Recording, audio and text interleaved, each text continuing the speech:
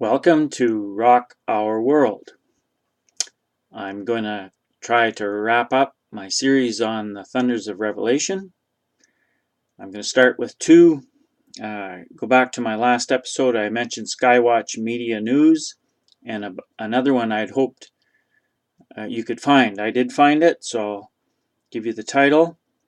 I think it's about 30 minutes long too. It's called Planet X Location Revealed, Earth Tilts, Sea Retreats, Weather Intensifies.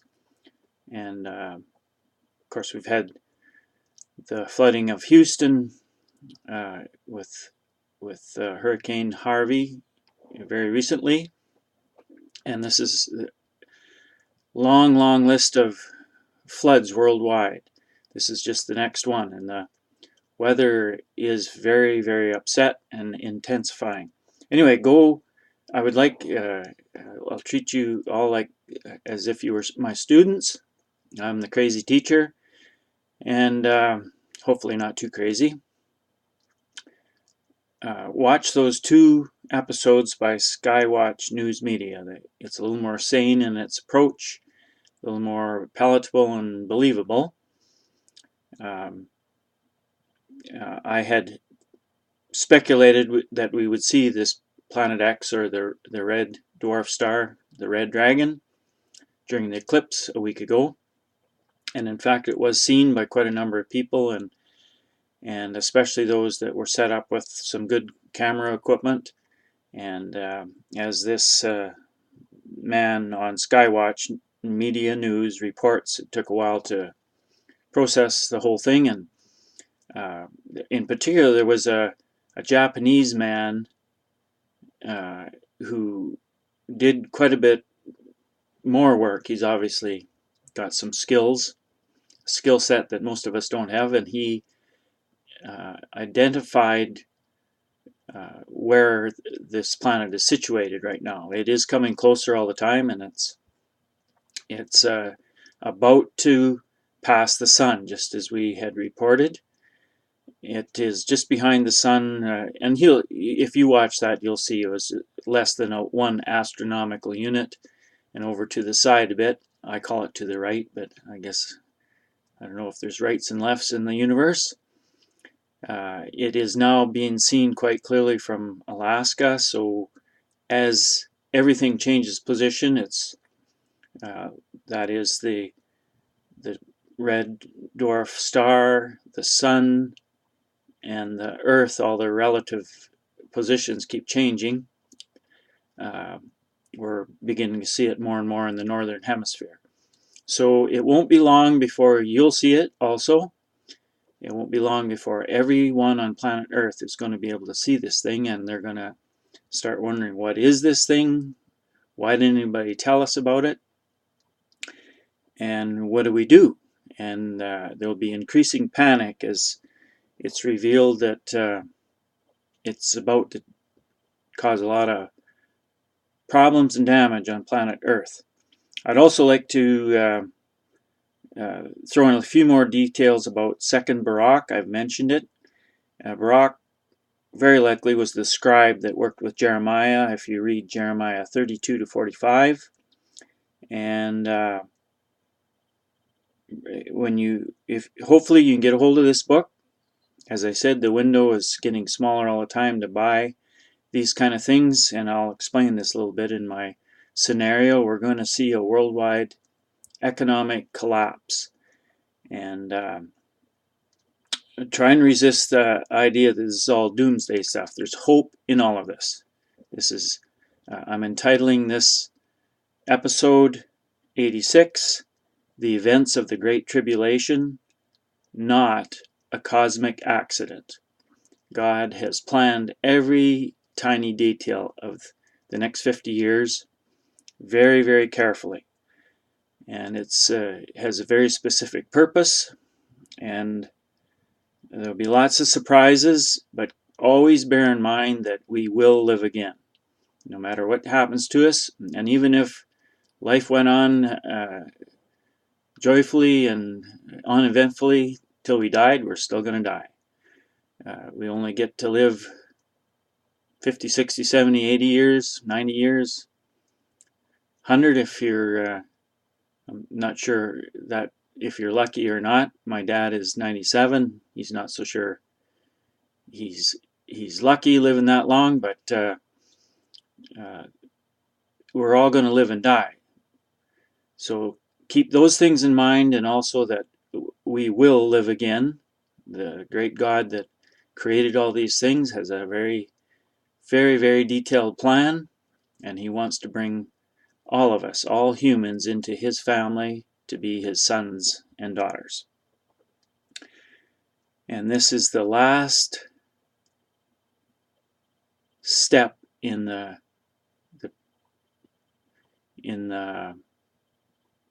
6,000 years, and the 7,000 years is about to begin.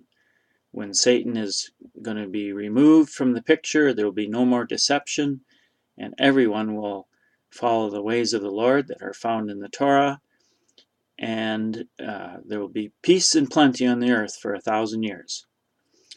Anyway, don't expand the story too far. I'm going to try and get a scenario of the next 50 years. And I want to cover those two things, the Skywatch Media News, watch that episode, and a little more information on Barak. When you get a hold of this book, read chapters 26 to 30 is what I've been referring to, where Barak explains, or God explains to Barak, that the tribulation does last 50 years, and it comes in two parts. And the two parts are revealed from the first Exodus story. There's, even in Barak here, it's very obvious that the first Exodus was a model for the second one. And also, getting ahead of myself here, but read the Apocalypse of Abraham. There's an Apocalypse of Thomas in this book. All added information to what's going to happen in the next 50 years. So in the first Exodus, there was 10 years of plagues, followed by 40 years of wandering in the wilderness. So that's the blueprint. And what we would do, and this is going to be speculative. I'm going to take a shot at how the next 50 years unfolds, give you a heads up. It's cloudy, and we see through a dark glass darkly, but it'll become more clear as time progresses. So I always want to give everybody hope. There's hope in all of this. God has a plan, and it's a good plan.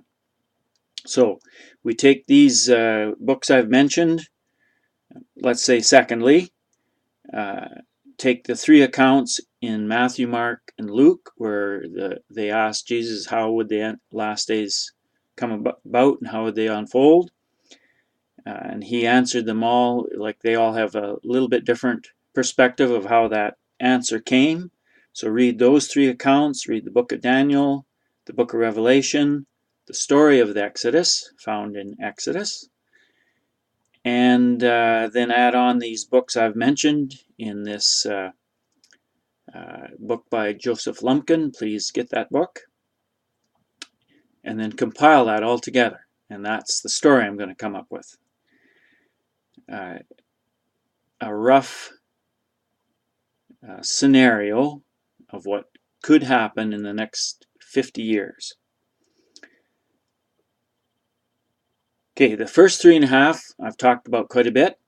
This red dragon, or the red dwarf star with 7 planets going around it, swings through. It goes through the asteroid belt between Jupiter and Mars. Its closest point to Earth is in December 18th, 2018. And the problems that it causes on Earth intensify up to that point and then start to diminish. We'll see meteors, lots of meteorite showers, but meteors that do actually hit the Earth. There'll be lots of volcanoes and lots of earthquakes. And it looks like from the different prophecies that the Earth actually will tilt on its axis, and the ice caps in Greenland and Antarctica will melt, and of course they'll start to reform in the new polar regions, but it'll cause a dramatic increase in the ocean level. Between all these problems put together, people will be forced to go on this exodus. So this is all happening kind of simultaneously, but it's in a 3.5 year period. And at the same time, the two witnesses are preaching and teaching and witnessing right there in Jerusalem.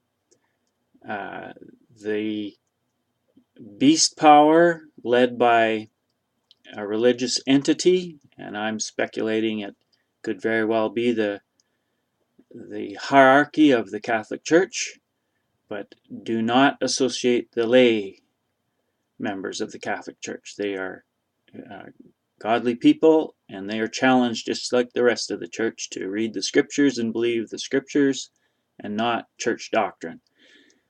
The Catholic doctrine is no further off than any other denomination. God did not create denominations, men did. There's only one church, and there's only one Torah, the set of instructions and teachings that God gave to us through Jesus Christ, whose real name is Yeshua. Gave them to Moses on Mount Sinai, but he also gave them to Adam and all the other servants as time progressed. So back again to our 3.5 years, these two witnesses will appear to be the bad guys, because whatever they say and prophesy happens. There will be droughts and famines and terrible things going on the earth for these 3.5 years. And the church has to go through all these things. The church is unaware, has not been taught properly. They do not follow God. They do not follow the Torah. And in this 3.5 years, they will be caught up short. They'll find that they didn't get raptured. They were completely unaware. They did not realize their enemy, Satan the devil, was controlling them all this time. And they will begin the process of regrouping and doing it right this second time. And in the same 3.5 years, there's this great sorting out process where the third army I talked about in Rick Joyner's vision, the first two armies will be called out of that third army and begin to form. And it'll be these people that step up to the plate, that are obedient. They let go of their religious teachings that they learned in the churches and the synagogues, and they will begin to operate in the supernatural. And as I mentioned, there'll be lots and lots of radiation sickness. They'll begin healing people. There'll be great miracles. And but this 3.5 years is the difficult sorting out process. And then the plagues continue on for 10 years, but God will begin to give supernatural protection to anyone who calls on the name of the Lord. And in fact, if you call on the name of the Lord right now, he will give you supernatural protection and guidance, even in this first 3.5 years. But for the most part, the church is caught unaware.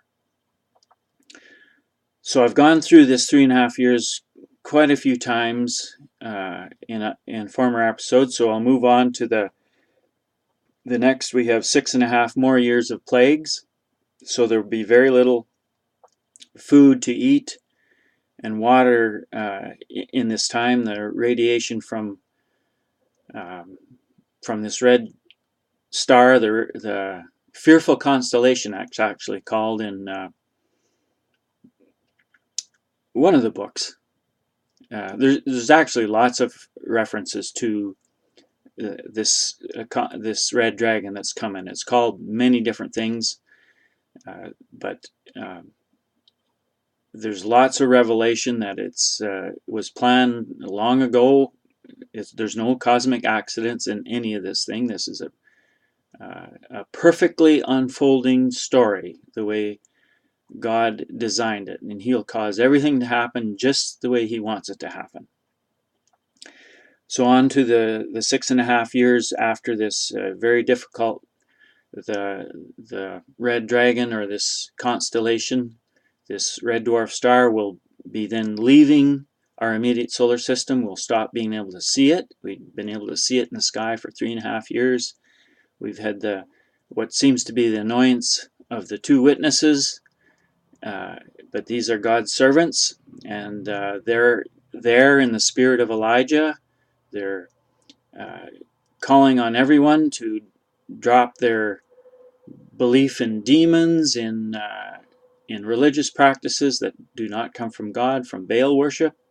Talked a lot about all these things. So they're calling on the citizens of the world, particularly the church, but everybody's invited to join. There are no other religions. All the other religions of the world are following demons.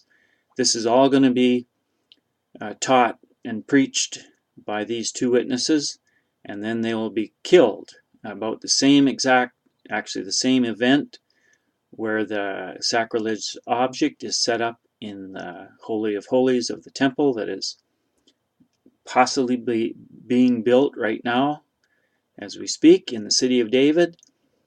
And this beast power, this conglomeration of 10 groups of nations that are led by this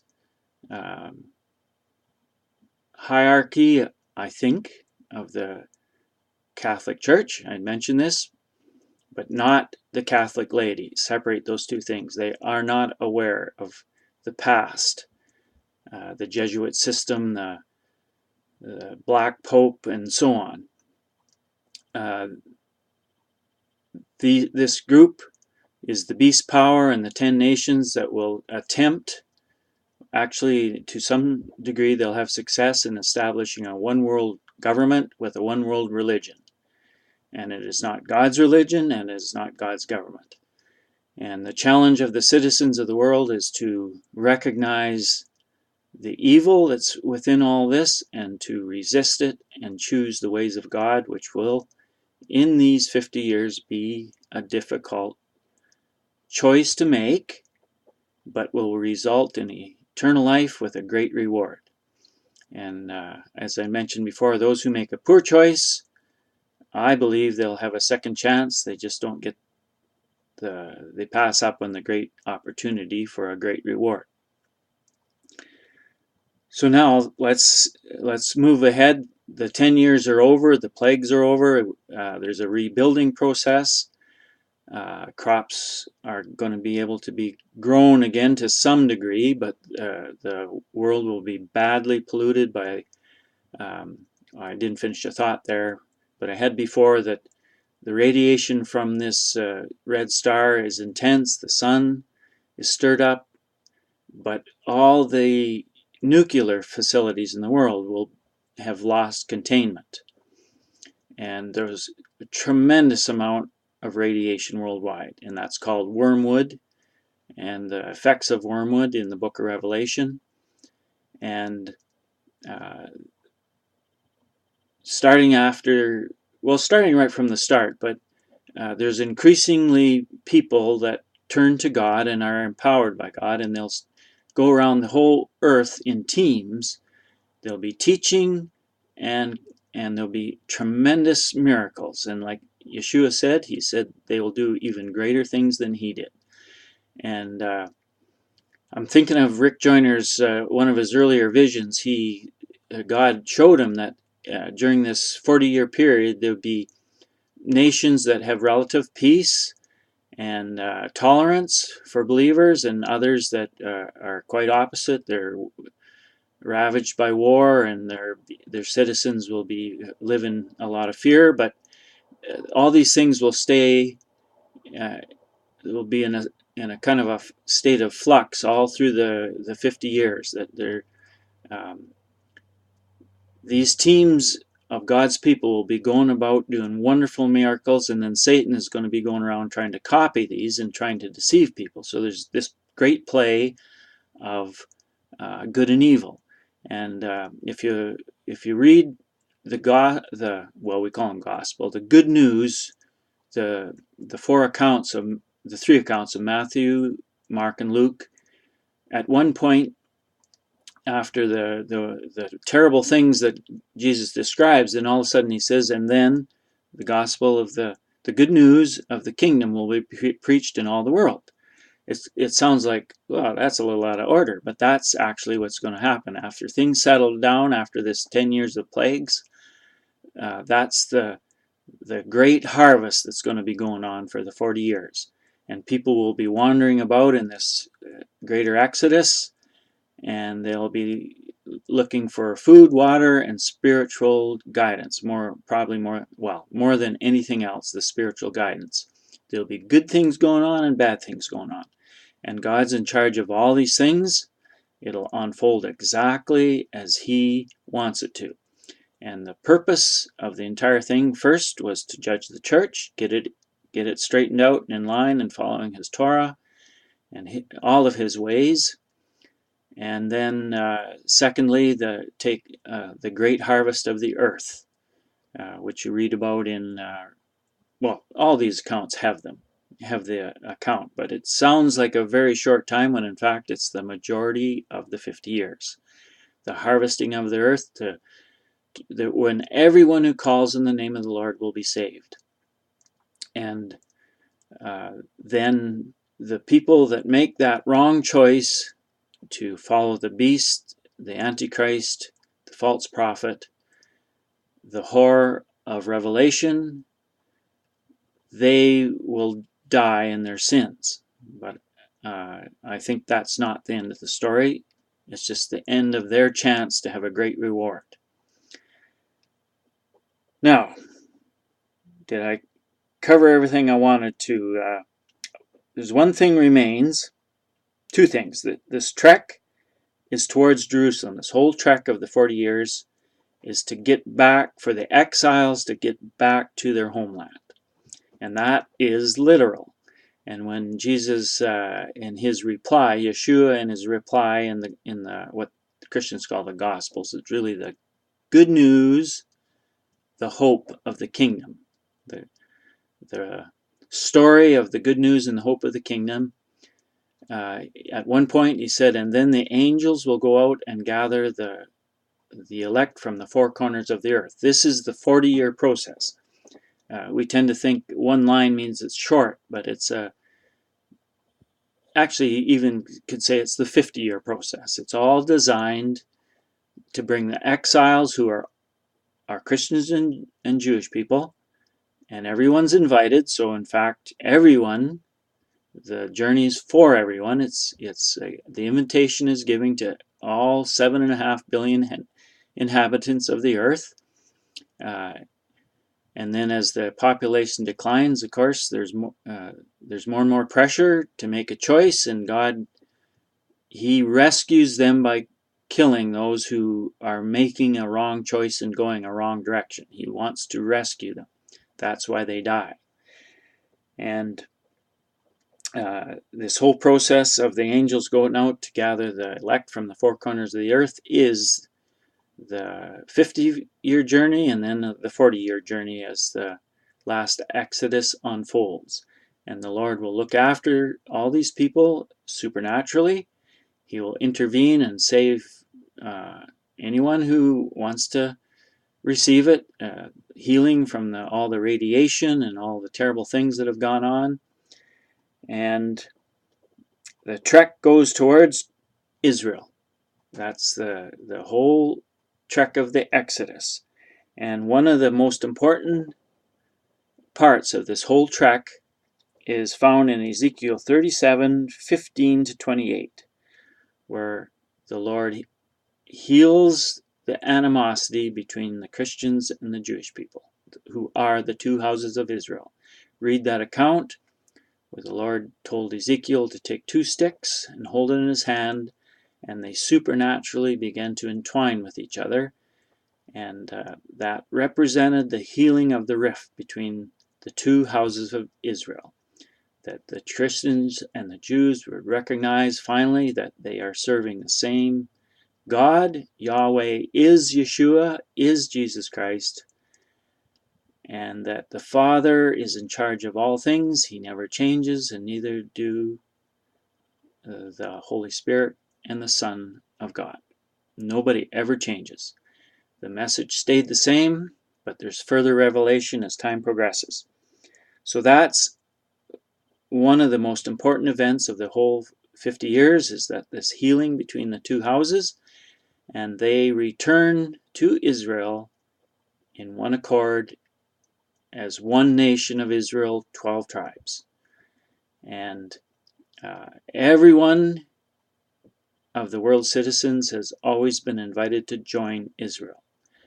So that is the point when they get back to Israel, where they rise to meet the Lord in the air, and the final division between good and evil is decided upon. The saints, who are now the soldiers standing beside their warrior leader, Yeshua, destroy the evil army, and that's found right at the end of Revelation. And I'm at the end of my story. If I have any loose ends, I'll come back in a last, hopefully short episode, and then this is a wrap on the thunders of Revelation, a message to the exiles who are the believers in the God of Israel, Christians and Jewish people, and everyone else invited. This is Rock Our World.